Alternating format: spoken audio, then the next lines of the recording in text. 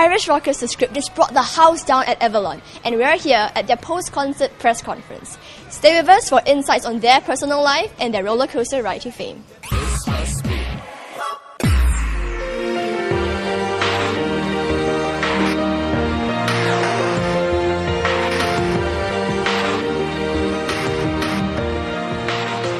Yeah, you can be the greatest, you can be the best, you can be the King Kong banging on your chest.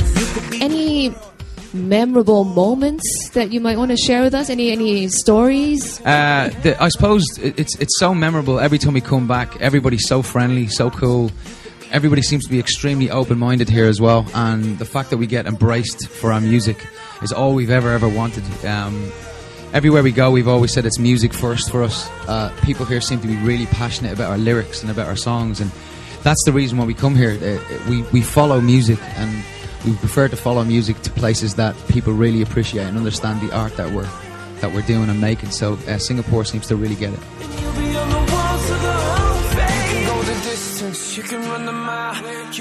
Well, you know, it's kind of okay. It's bloody amazing. No, we've always been a band that's enjoyed album sales, and I think that the highest we peaked at was with The Man Who Can't Be Moved, and that went number 2, and it was beaten out by Katy Perry as well. I was like, okay, I kissed a girl, I kissed one too. But, I kiss girls all the time. Yeah, come on, you know, she writes a song about it, and it makes it to the top. So, I mean, I'm not saying bitter, but we were a little like, oh, come on. Yeah. But this time around, it's just, I guess, a testament to all our fans, you know, that the Script are getting bigger and better every time.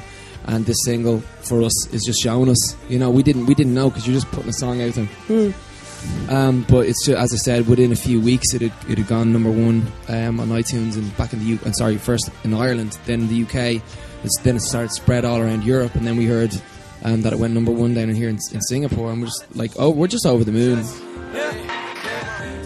Lots of things were coming up in our minds while we were making the album. We tried to stay away from a title. We didn't want to have a title. We had a working ethos in our head. We wanted to make music for the head, heart and feet.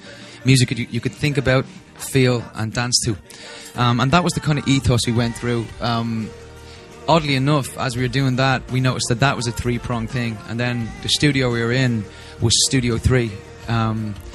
It's our 3rd album. There's 3 of us in the band. If we're ever going to do it, now is the time. We were going to call it number 4, but it just seemed weird. But, you know, as we start moving on, all those little idiosyncrasies of 3 start to really crop up. Danny's birthday's in the 3rd. He lives in house number 3. There was so many things that were just pointing in the way of calling it number 3. On the first album, we didn't really know what we were doing. I'm not going to lie. We hadn't. It was an accident. It was an accident. You know, and then the second album was us kind of thinking, well, the accident worked out. Let's try and go for it again. But with each album that we've been doing, we feel we've been getting better and better. And I'm not, again, I love our first and second album, so I would never say that this is better than them. But I would think that it's a more concise script. You know, before we used to hide behind the little bit of melodies in the verses to kind of hide the hip-hop roots, because we didn't think that people would accept it. Because we're all white, we're from Ireland. And it's the last thing is like, yeah, they're a white kind of hip-hop group from Ireland. The Script! And you're like, what? So we've kind of just taken people in little by little, time by time. And I think on this album it shows that perfect meld between... It's almost like there's a lot of songs on there that sound like collaborations. So you'll have, let's say, Mark rapping the verse, then me kind of singing over on the chorus. We're all singing a lot more on there as well.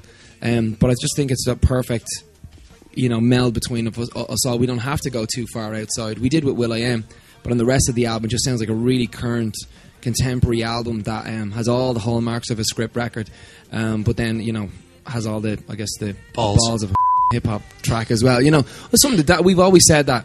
Back to the kind of 3 thing, that it's always been about the head, heart and feet. Something to think about, something to feel, and something to dance to.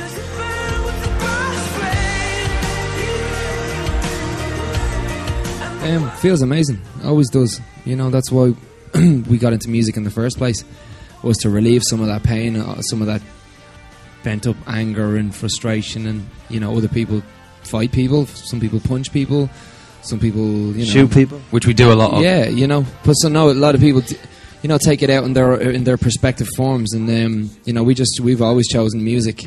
That's our weapon. And as hard as it is to write about and to talk about at the time, it's really relieving as well at the same time, because a problem shared is a problem halved, as they say. But for me, it's like sharing it to me. I relinquish it and I give it away, and not just for us, but for the people listening to the song as well. We sit around after every show talking to people, and just the stories. Glenn comes in with some stories of some of the the amazing things that they say, and not only were we sharing our problem, but we actually shared the world's problem in that one song as well. And everybody sees that in the song and goes, they see a bit of themselves in there. So as hard as it is, the rewards are always better. Yeah.